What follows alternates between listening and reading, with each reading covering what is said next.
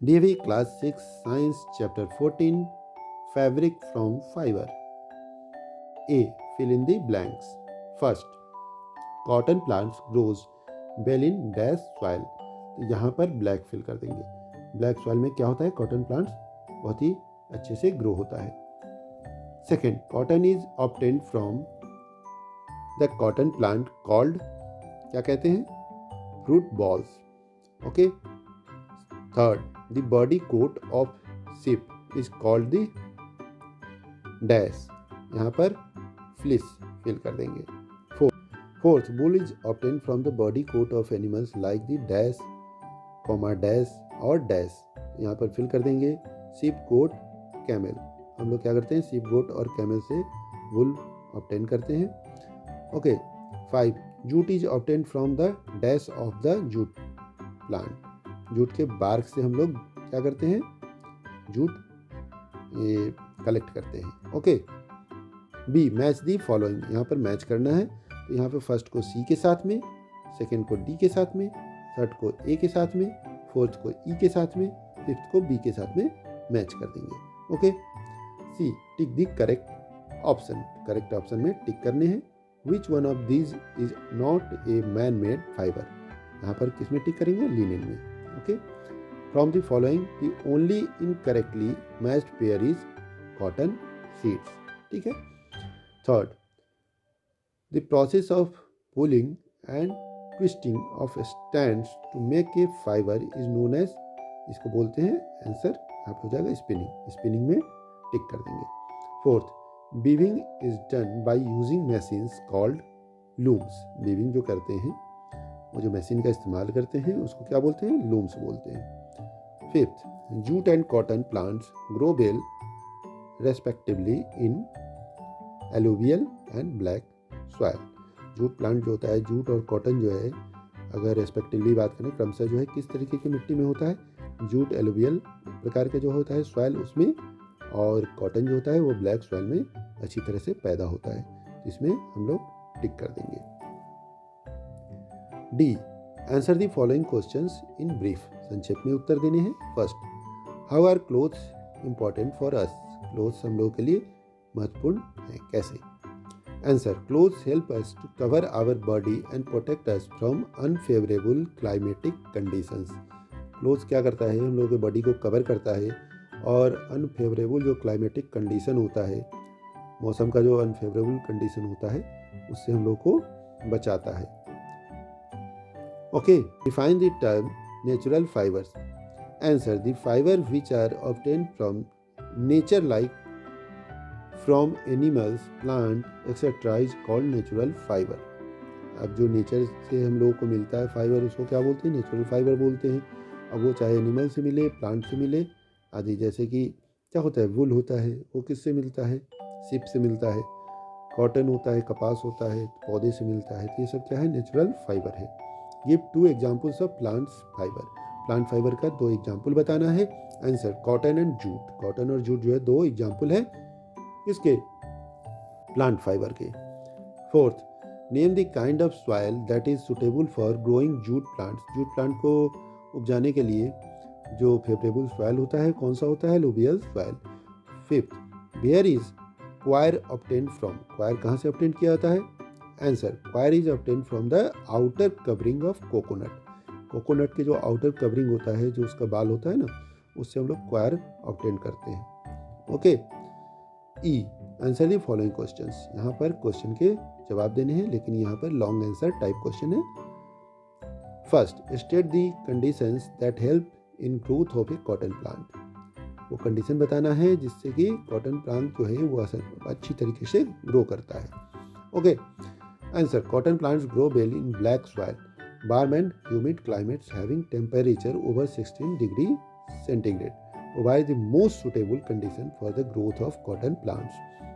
अब cotton plant को grow करने के लिए ब्लैक सॉइल होनी चाहिए, यानी कि काली मिट्टी होनी चाहिए, वार्म ह्यूमिड क्लाइमेट होना चाहिए, और टेम्परेचर जो होना चाहिए वो 16 डिग्री सेल्सियस के आसपास होना चाहिए, जिससे कि वो आसानी से फिर ग्रो करता है। Second, why do we need the use fresh soil for cultivating jute plant every year? State any 3 uses of jute। अब हम लोग को हर साल जो है फ्रेश सॉइल यानी कि फ्रेश मिट्टी की ज़रूरत होती है जूट प्लांट को कल्टीवेट करने के लिए। इसका क्या जूट का 3 यूज़ है वो भी हमें बताना है। Answer, jute plant uses up the fertility of the soil to a large extent.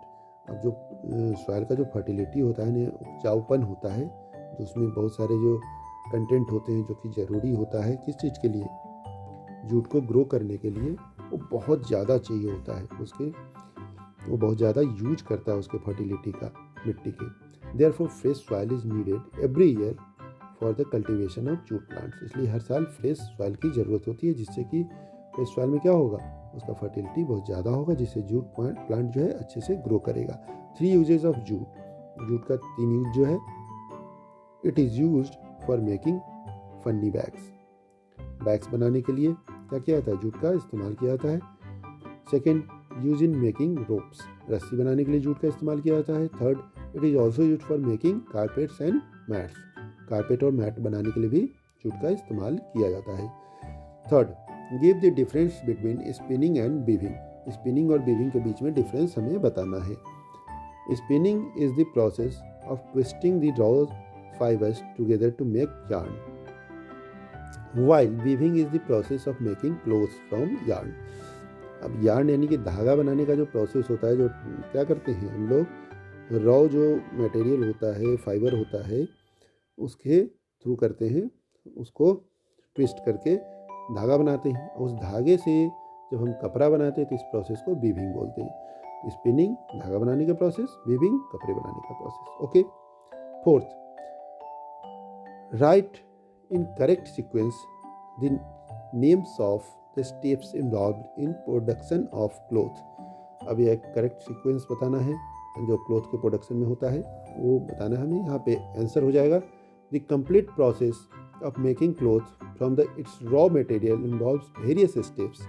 These steps are given below in the sequence in which they are carried out. यहाँ पर आप देख सकते हैं, यहाँ दिया गया है collecting the fibres from different sources.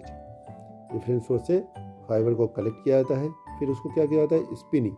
Spinning के थ्रू क्या किया जाता है, उसका यार्न यानी धागा बनाया जाता है। वीविंग, फिर उसको क्या किया जाता है, वीविंग के थ्रू, फिर डाइंग, वीविंग के थ्रू जो है उसका क्या कपड़ा बनाया जाता है, फिर उसको डाइंग यानी कलर किया जाता है, फिर उसके ऊपर प्रिंटिंग की जाती है, फिर उसके बाद फिनिशिंग टच दिया जाता है, अगर किसी तरीके की कोई दिक्कत है तो उसको दूर किया जाता है, लास्ट में टेलरिंग की जाती है।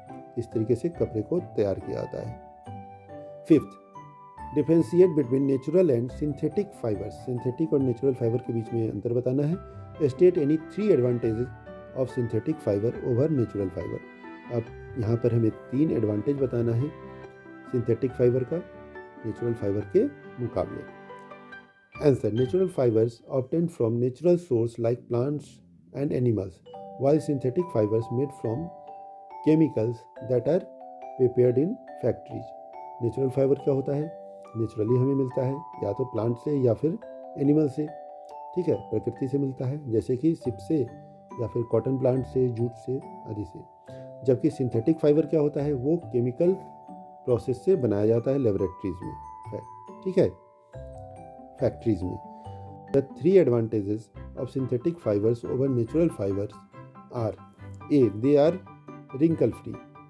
सिंथेटिक फाइबर क्या होता है, रिंकल फ्री होता है, उसमें रिंकल नहीं आता, यानी कि बहुत ज़्यादा वो सिकुड़ता नहीं है, चूर नहीं होता। B, they have fast colour. अब क्या होता है, सिंथेटिक फाइबर जो होता है उसका कलर फास्ट होता है, यानी कि वो कलर छोड़ता नहीं, अगर उसको धोते हैं तो कलर उसका जाता नहीं है। See, they are not spoiled by months. वो जल्दी ख़राब भी नहीं होता, महीनों तक वो सही बना रहता है, टिका रहता है। दोस्तों, इसी के साथ आपका ये चैप्टर समाप्त होता है। उम्मीद है वीडियो पसंद आया होगा। अगर वीडियो पसंद आया तो इसे लाइक कीजिए, अपने दोस्तों के साथ शेयर कीजिए, साथ ही साथ आपके अपने चैनल ग्रो किड्स को सब्सक्राइब कीजिए। थैंक यू दोस्तों।